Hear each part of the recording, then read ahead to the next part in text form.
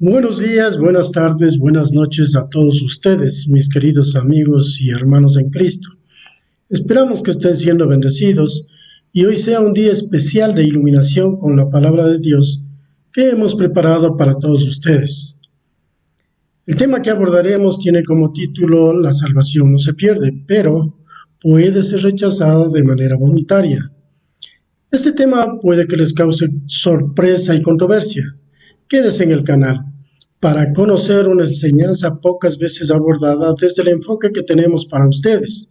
Pero antes de dar inicio, les sugerimos suscribirse al canal para seguir recibiendo nuevos contenidos. Nos brinden un me gusta y nos hagan llegar sus comentarios. Empecemos.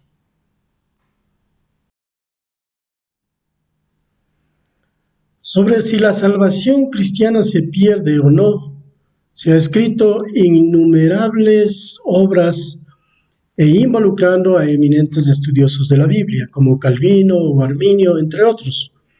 Las posiciones de estos dos varones de Dios han dado muchas luces en la interpretación de la Biblia, pero también han generado enconadas divisiones en la iglesia cristiana, causando mucha controversia entre hermanos en Cristo. Sin embargo, si revisáramos la doctrina de la salvación desde la perspectiva del plan general de salvación, que se resume en las fases del conocimiento de Dios, la predestinación, el llamado, la justificación y la glorificación, como lo menciona Romanos 8, 29 y 30, muy probablemente podríamos llegar a conclusiones bastante interesantes. Para este estudio no vamos a analizar las posiciones doctrinarias de Calvino o Arminio o cualquier otro estudioso de la Biblia, aunque probablemente toquemos algunos de sus argumentos. Lo que queremos es hacer un análisis de la Escritura de manera neutral a esas posiciones de estos estudiosos y llegar a nuestras propias conclusiones a la palabra de Dios. En un video anterior revisamos a detalle lo que implica el plan general de salvación del Dios de la Biblia y ofrecimos un concepto de lo que es la salvación cristiana. En este estudio vamos a revisar brevemente las implicaciones de perder o no la salvación, para lo cual vamos a plantearnos una pregunta.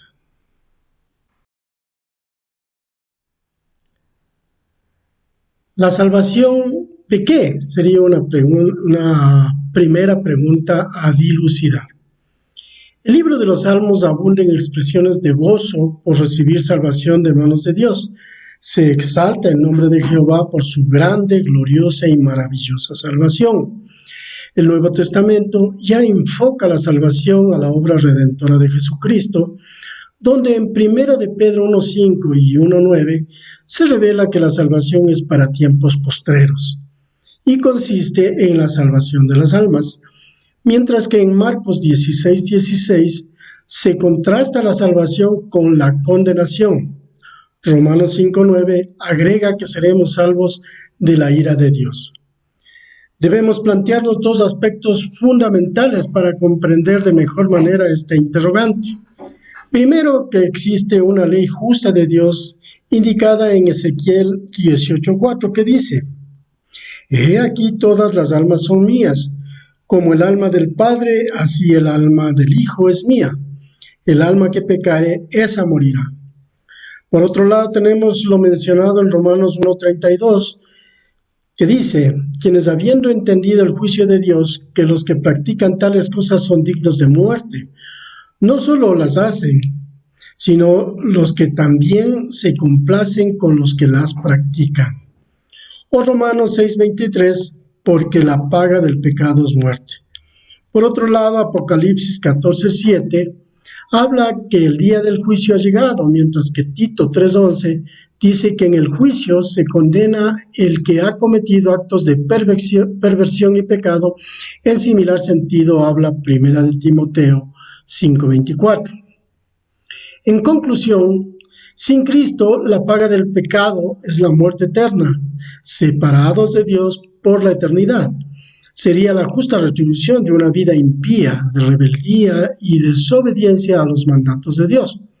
Por lo tanto, la salvación consiste en que, por la muerte sustitutiva de Jesús, habiendo Él pagado con su sangre el precio del pecado y redención, el impío que llega a creer en la obra redentora de Jesucristo obtiene el perdón completo y eterno de su pecado, es declarado inocente de su pecado delante de Dios y ya no se le atribuye culpa alguna, como lo vemos en Juan 3:18 que dice: el que en Él cree no es condenado, pero el que no cree ya ha sido condenado, porque no ha creído en el nombre del unigénito Hijo de Dios, que también lo vemos en Juan 3:36 en sentido similar. La Biblia enseña que la salvación es 100% obra de Dios y que el ser humano coopera únicamente no rechazando la gracia redentora de Dios, haciendo uso del libre albedrío en el proceso de salvación.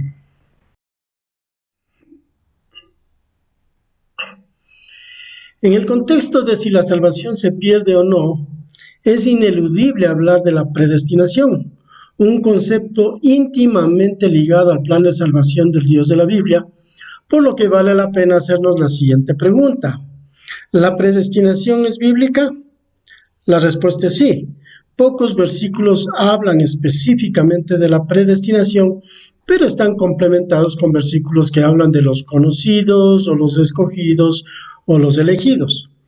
Para recordar lo mencionado en el video del Plan General de Salvación, revisemos brevemente Romanos 8:29 que dice: porque a los que antes conoció también los predestinó, para que fuesen hechos conforme a la imagen de su Hijo, para que Él sea el primogénito entre muchos hermanos. Lo que vemos es que antes de predestinarlos, primero Dios los conoció. ¿Cuándo los conoció? Antes de la fundación del mundo, como lo vemos en Efesios 1:4. Según nos escogió en Él antes de la fundación del mundo, para que fuésemos santos y sin mancha delante de Él. La predestinación, cuyo verbo en griego es proorizo o proginosko, significa predeterminar o establecer previamente.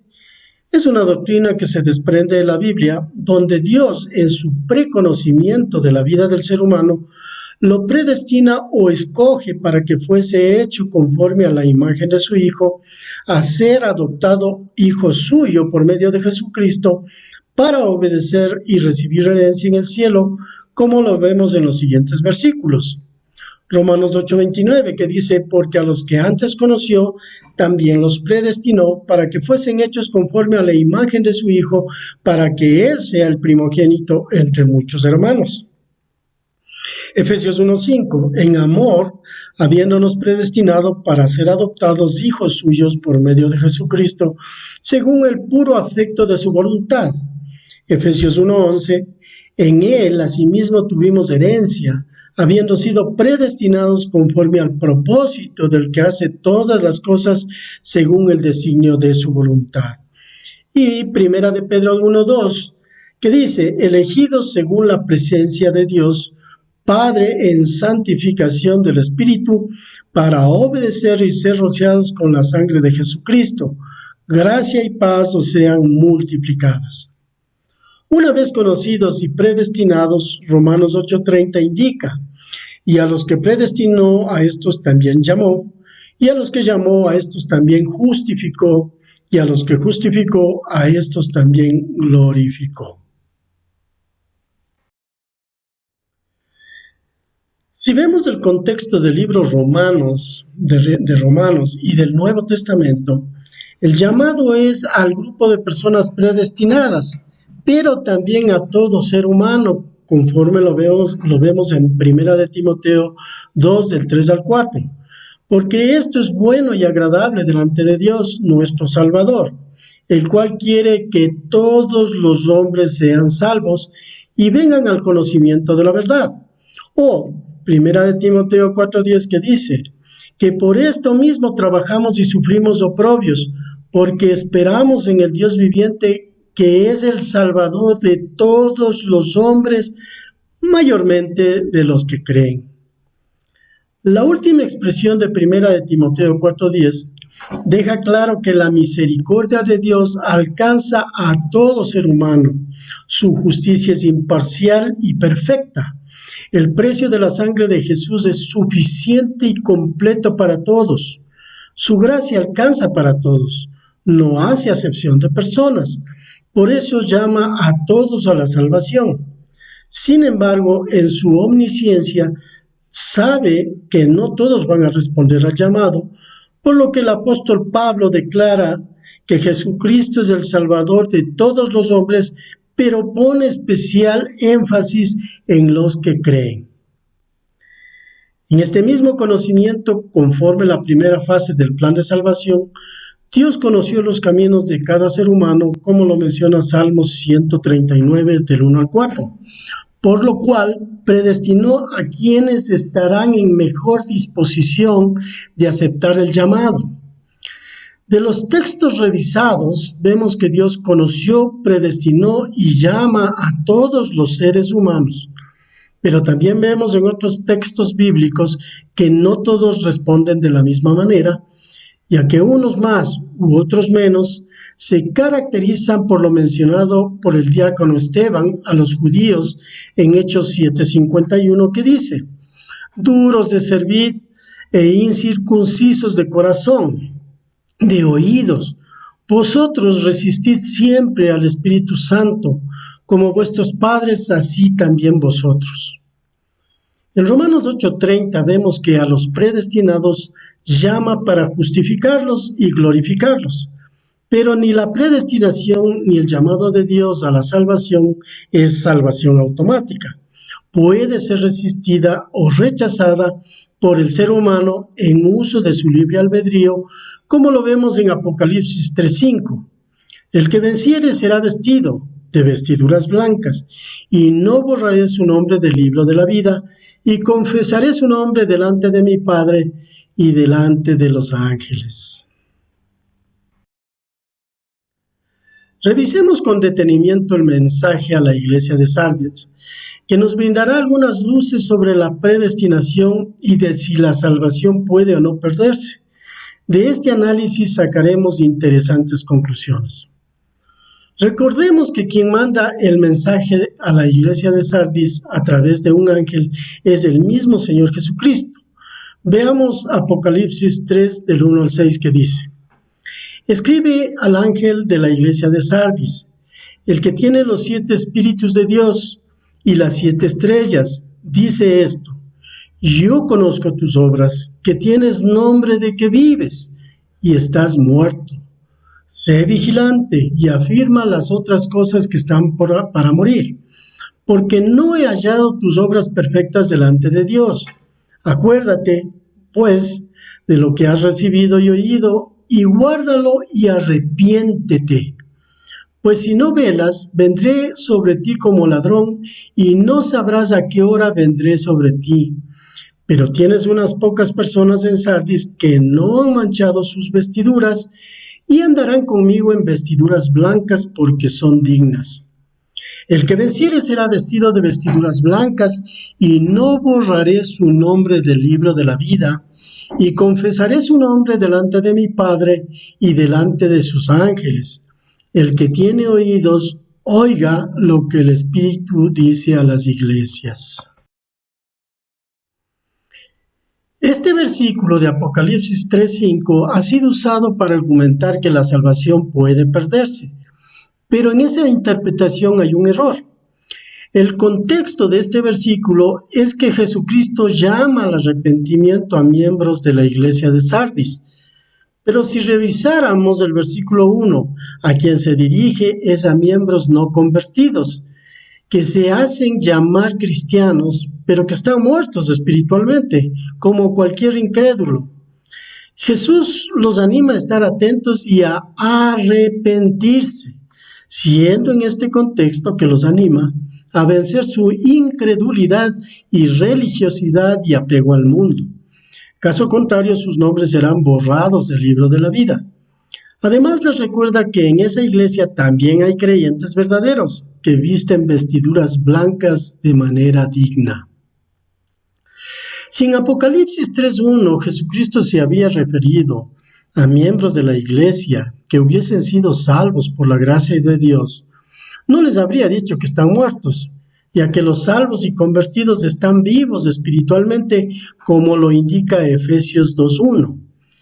Y Él os dio vida a vosotros cuando estabais muertos en vuestros delitos y pecados. Luego Pablo en el versículo 2 hace una clara distinción de los muertos que estábamos antes de que Jesús nos diera vida y lo muerto que muchos continúan estando por mantenerse tercamente como impíos, hijos de la desobediencia. Lo que vemos en Apocalipsis nos revela que Dios sabe de antemano quiénes serán salvos, quienes visten vestiduras blancas dignamente. Eso lo dice Apocalipsis 3:5. También indica quienes estarán en riesgo de perderse, como los de la iglesia de Sardis, que dicen ser cristianos, pero están muertos espiritualmente. Y quienes definitivamente no serán salvos, como lo menciona Apocalipsis 17:8.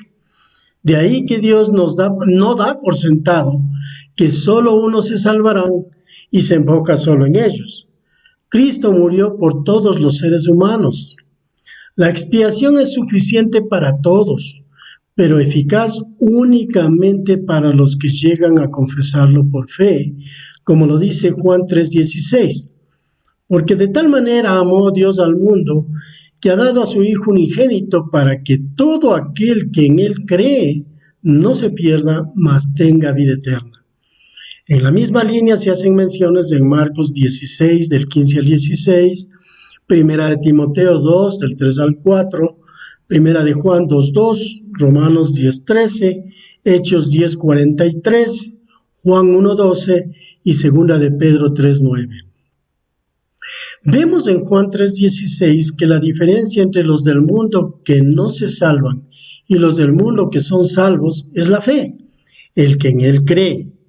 Esto lo vemos también en Hechos 13:48, que dice: los gentiles, oyendo esto, se regocijaban y glorificaban la palabra del Señor, y creyeron todos los que estaban ordenados para la vida.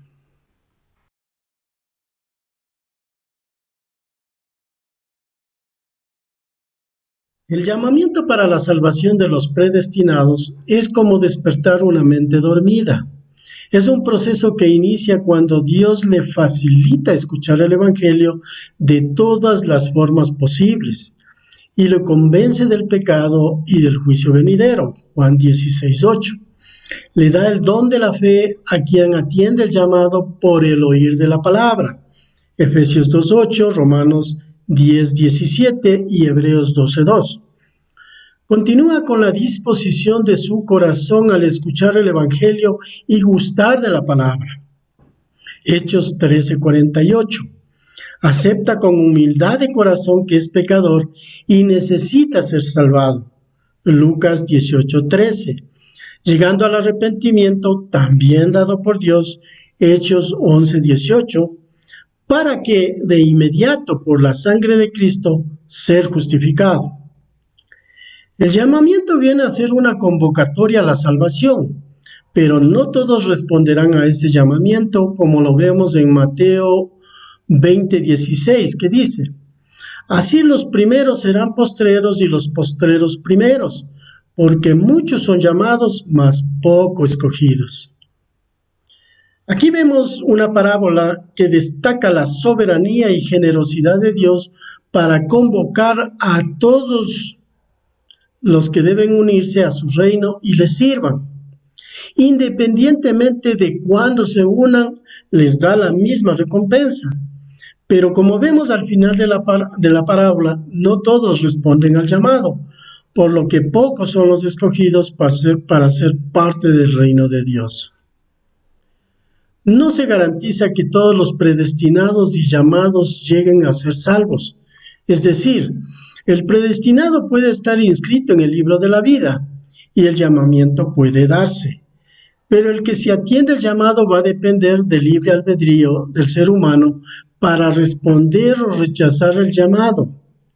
El ser humano es llamado de muchas maneras, pero su respuesta está caracterizada por una fuerte lucha con su naturaleza de pecado e incredulidad y su amor por el mundo, que podría llevarlo a rechazar el llamado, como lo menciona Apocalipsis 3:5, que dice: el que venciere será vestido de vestiduras blancas, y no borraré su nombre del libro de la vida, y confesaré su nombre delante de mi Padre y delante de sus ángeles.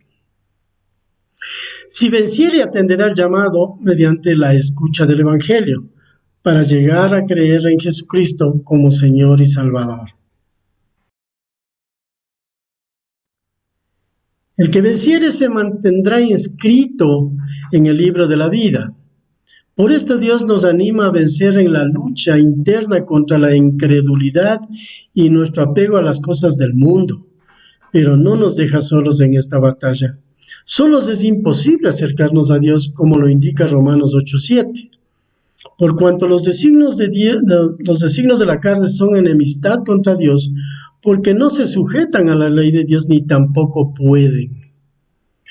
Por eso Dios es quien toma la iniciativa para salvarnos, dándonos todo lo que necesitamos para acercarnos a Él, empezando por el sinnúmero de oportunidades de oír la palabra de Dios, hacer la obra del Espíritu Santo en el incrédulo, convenciéndolo del pecado y del juicio venidero, dándonos la fe y el arrepentimiento para recibir gratuitamente la salvación.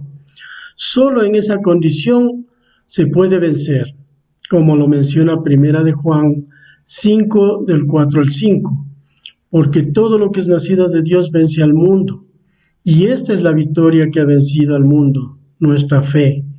¿Quién es el que vence al mundo, sino el que cree que Jesús es el Hijo de Dios?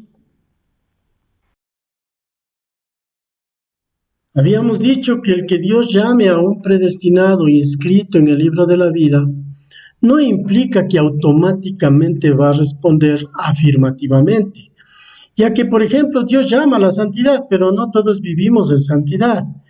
Dios llama a la obediencia y no todos vivimos en obediencia. Dios llama a conocer sus mandatos y no todos nos interesamos en conocerlos. Asimismo, Dios llama a la salvación y no todos respondemos afirmativamente. Jesucristo mismo experimentó el rechazo, como lo vemos en Mateo 23:37. Jerusalén, Jerusalén, que matas a los profetas y apedreas a los que te son enviados. ¿Cuántas veces quise juntar a tus hijos como la gallina junta a sus polluelos debajo de las alas y no quisiste? O también lo que vemos en Juan 1, del 11 al 12. A lo suyo vino y los suyos no le recibieron. Mas a todos los que le recibieron, a los que creen en su nombre, les dio potestad de ser hechos hijos de Dios. Dios nos ha dado el libre albedrío, que viene a ser la capacidad que tiene un individuo para elegir entre el bien y el mal, de tomar decisiones asumiendo la responsabilidad moral de sus decisiones y acciones. Dios nos dio libre albedrío para la manifestación voluntaria de nuestro amor por Él y los consiguientes actos de servicio a Dios. De la misma manera que a todo ser humano le gustaría que lo prefieran y lo busquen por aprecio de corazón, Dios desea que nuestro amor por Él sea una decisión voluntaria y surja de lo más profundo de nuestro ser, como lo vemos en Deuteronomio 30:19, que dice: a los cielos y a la tierra llamo, por testigos hoy contra vosotros, que os he puesto delante la vida y la muerte, la bendición y la maldición. Escoge pues la vida para que vivas tú y tu descendencia. Dios ha dado mediante libre albedrío la posibilidad del que el ser humano responda voluntariamente de manera cooperativa y llegue a la salvación, aclarando que el ser humano no coopera con la salvación en términos de méritos, sino únicamente respondiendo afirmativamente a la gracia, no rechazándola. La gracia está disponible para todos, como lo menciona Tito 2:12, porque la gracia de Dios se ha manifestado para salvación a todos los hombres. Pero claro, solo el que decide aceptarla se salva y el que decide rechazarla se condena, conforme a su libre albedrío, como lo vemos en Hebreos 12:25, que dice: mirad que no desechéis al que habla, porque si no escaparon aquellos que desecharon al que los amonestaba en la tierra, mucho menos nosotros si desecháremos al que amonesta desde los cielos. O lo que dice Hebreos 3:15. Entre tanto que se dice: si oyereis hoy su voz, no endurezcáis vuestros corazones como en la provocación. Tanto el conocimiento de Dios, la predestinación y el registro en el libro de la vida de los nombres de los escogidos se efectuó en la eternidad pasada, es decir, antes de la creación del mundo, como lo vemos en Efesios 1:4. Según nos escogió en él antes de la fundación del mundo, para que fuésemos santos y sin mancha delante de él.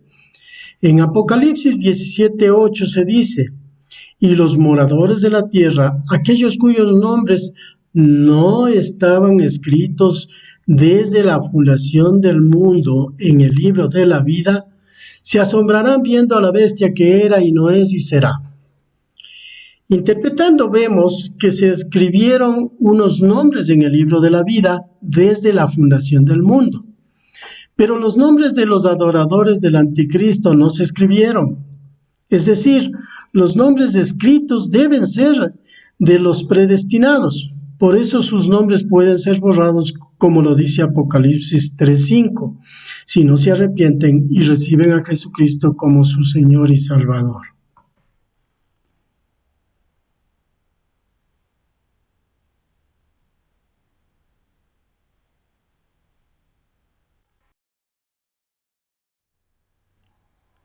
Vemos que la predestinación y el llamado a la salvación, por un lado, el proceso de justificación, salvación y glorificación, por otro, son dos actos y momentos distintos, aunque totalmente relacionados. La predestinación y el llamado a la salvación pueden no llegar a concretarse al hacerse caso omiso de ese llamado hecho por Dios, en cuyo caso el ser humano rechaza ser salvado a su libre albedrío, y por ello su nombre será borrado del libro de la vida. En otras palabras, nunca llegará a ser salvo pese a ser predestinado. Por el contrario, si la persona en su libre albedrío atiende el llamado de Dios a la salvación, abre su corazón a Jesucristo y por fe lo confiesa como su Señor y Salvador, es sellado por el Espíritu Santo, pasa a ser propiedad de Dios y Él mismo lo guarda, por lo que nunca puede perder su salvación por cualquier pecado, ya que el poder y misericordia de Dios sostiene al verdadero cristiano. Sin embargo, hay que tener en cuenta que la evidencia de la salvación son los frutos del creyente verdadero: amor ágape, gozo, paz, paciencia, benignidad, bondad, fe, justicia y verdad. Gálatas 5:22, Efesios 5:9. También gusto por la palabra, Salmo 119:105. Además, obediencia a Cristo, Juan 14:21. Debemos vivir en santidad, Hebreos 12:14. Por lo tanto, es posible identificar a quienes están inscritos en el libro de la vida, como lo menciona Filipenses 4:3, donde Pablo dice: asimismo te ruego también a ti, compañero fiel, que ayudes a estas personas que combatieron juntamente conmigo en el Evangelio, con Clemente también los demás colaboradores míos, cuyos nombres están en el libro de la vida. Esta salvación es imposible perderla, como lo afirma el mismo Señor Jesucristo. Y lo dice en 1 Corintios 7:23, por precio fuisteis comprados, no os hagáis esclavos de los hombres. Juan 17:6, he manifestado tu nombre a los hombres que del mundo me diste, tuyos eran y me los diste, y han guardado tu palabra. Juan 18:9, para que se cumpliese aquello que había dicho, de los que me diste, no perdí ninguno. Juan 10:28, y yo les doy vida eterna, y no perecerán jamás, ni nadie las arrebatará de mi mano. Romanos 8:38-39, por lo cual estoy seguro que ni la muerte, ni la vida, ni ángeles, ni principados, ni potestades, ni lo presente, ni lo porvenir, ni lo alto, ni lo profundo, ni ninguna otra cosa creada nos podrá separar del amor de Dios que es en Cristo Jesús, Señor nuestro. Finalmente, 2 Timoteo 2:13, si fuéramos infieles, Él permanece fiel. Él no puede negarse a sí mismo.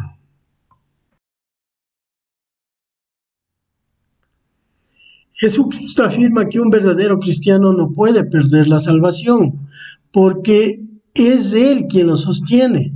Sin embargo, algunos hombres que dicen que la salvación se pierde, contradicen a Jesucristo, argumentando que el ser humano puede perder la salvación por pecar, afirmando de alguna manera que el creyente ya no debe pecar. Y eso es, por eso la pregunta aquí, ¿eso es correcto bíblicamente? Veamos. ¿Un creyente salvado puede pecar? La respuesta es sí.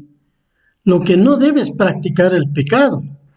Primera de Juan 1:10 dice, si decimos que no hemos pecado, le hacemos a él mentiroso, y su palabra no está en nosotros. Por otro lado, si el creyente peca, ¿debe pedir perdón? Claro que sí. Primera de Juan 2:1 dice, hijitos míos, estas cosas os escribo para que no pequéis. Y si alguno hubiere pecado, abogado tenemos para con el Padre a Jesucristo el justo. Además, Primera de Juan 1:8-9 dice, si decimos que no tenemos pecado, nos engañamos a nosotros mismos, y la verdad no está en nosotros. Si confesamos nuestros pecados, Él es fiel y justo para perdonar nuestros pecados y limpiarnos de toda maldad. Desarmado el argumento de que el creyente verdadero no debe pecar, escuchamos otro, de que el creyente, si no hace obras, también pierde la salvación. ¿Esto es correcto bíblicamente? Veamos. Si un creyente no hace las obras que Dios le mandó que hiciera, o las hace mal, ¿pierde la salvación? No, no es verdad. Primera de Corintios 3, del 14 al 15, lo dice. Si permaneciere la obra de alguno que sobreedificó, recibirá recompensa. Si la obra de alguno se quemare, él sufrirá pérdida, si bien él mismo será salvo, aunque así como por fuego. Entonces, si el creyente peca, ¿no pasa nada? Sí pasa, y mucho. Pierde la comunión con Dios, que es compartir e interactuar con Él. Y pierde la comunión con los hermanos en Cristo, que es compartir y sostenerse mutuamente. La comunión con Dios es fundamental en la vida del creyente. Nos aleja del pecado de muerte, que lo veremos más adelante. La comunión es el estado donde podemos tener amistad con Dios. Él nos habla y nos guía, y nosotros nos comunicamos con Él libremente. Es un estado de gozo, libertad y confianza mutua, como lo vemos en 1 Corintios 1:9, que dice, fiel es Dios, por el cual fuisteis llamados a la comunión con su Hijo, Jesucristo nuestro Señor. Así también en 1 Corintios 13:14, que dice, la gracia del Señor Jesucristo, el amor de Dios y la comunión del Espíritu Santo sean con todos vosotros. Y como lo menciona 1 Juan 1:7, que dice, Pero si andamos en luz como Él está en luz, tenemos comunión unos con otros y la sangre de Jesucristo, su Hijo, nos limpia de todo pecado. Si el cristiano pierde la comunión con Dios, se enfría, no ora, no estudia la palabra, pierde la amistad y compañerismo con Cristo y con sus hermanos, no se congrega. Puede ser presa fácil de falsas doctrinas o lo que es lo mismo, de doctrinas de demonios. En conclusión, de lo visto hasta aquí podemos concluir que bíblicamente la predestinación y el llamado a la salvación no es salvación automática. Puede no llegar a concretarse al hacerse caso omiso al llamado de Dios, en cuyo caso el ser humano rechaza ser salvado en su libre albedrío, siendo borrado su nombre del libro de la vida. En otras palabras, nunca llegó a ser salvo, pese a ser predestinado. Por el contrario, si un predestinado atiende el llamado de Dios a la salvación, llega a confesar a Jesucristo como su Señor y Salvador, evidenciando su salvación con la manifestación de los frutos demandados por Dios, es un verdadero creyente y no puede perder su salvación por cualquier pecado, y menos por un acto atribuido a Jesucristo de borrar su nombre del libro de la vida, lo que obviamente es incorrecto. Sin embargo, como lo afirma el mismo Señor Jesucristo, el verdadero creyente no puede perder la salvación por cualquier pecado, pero sí puede llegar a rechazar su salvación por un solo pecado, un pecado muy particular y letal, conocido como la apostasía. Sobre este pecado estaremos estudiando en un próximo contenido. Si este contenido ha sido útil para usted, no se olvide de darnos un like, compartir este contenido y suscribirse, a fin de que sea avisado cuando emitamos nuevo contenido, además que es totalmente gratuito. Esto ha sido todo por hoy, mis amigos y hermanos. No cabe duda que los temas de la palabra de Dios son apasionantes y siempre queda mucha tela que cortar. Pero esperamos que este estudio haya sido de bendición para usted y le animamos a realizar sus propios estudios y compartir sus conclusiones. Hasta una nueva oportunidad. Dios los bendiga.